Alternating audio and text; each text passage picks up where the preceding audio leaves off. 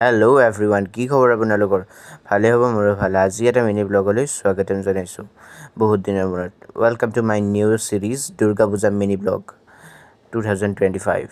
Last year মই এটা series start কৰিছিলোঁ, এপিছ'ড ৱাইজ মিনি ব্লগ। এইবাৰো এইটো ছিৰিজ ষ্টাৰ্ট কৰিছোঁ 2025ত।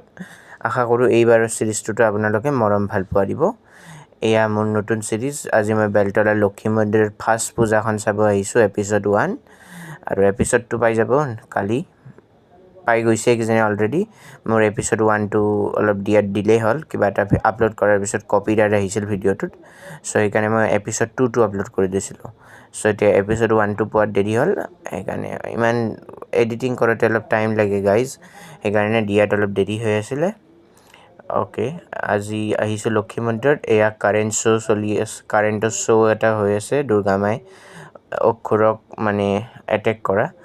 তো তাৰপিছত এটা মহাদেৱ বাবা বনাইছে আগত, সেয়াই। আৰু লক্ষী মন্দিৰৰ থিম হ'ল কিবা বেম্বো থিম বনাইছে, সেয়াই চিম্পলি কৰিছে। অসমততো এতিয়া কিমান দুখৰ দিন চলি আছে, অসমৰ লেজেণ্ডজনে নাই, তো পূজা চাইতো একো ভাল নালাগিব, কিন্তু উপায় নাই, নাচালেও নহয়।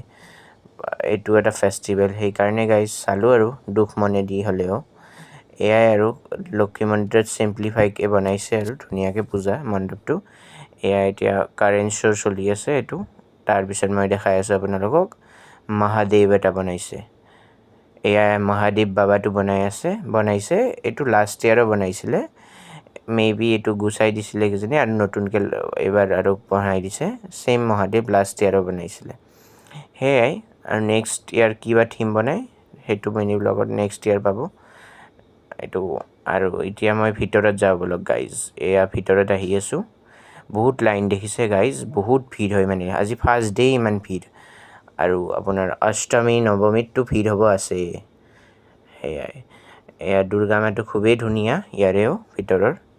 আশা কৰোঁ আজিৰ মিনি ব্লগটো চাই অলপ হ'লেও ভাল পাইছে। ভাল পালে মোৰ নতুন ছিৰিজটো চবেই মৰম ভাল পোৱা দিব। আজিৰ কাৰণে আহিছোঁ, till then ta-ta bye bye. Next mini ব্লগত লগ পাই আছোঁ আপোনালোকক। তো মিনি ব্লগটো ভাল লাগিলে লাইক কৰি দিব। Bye bye guys.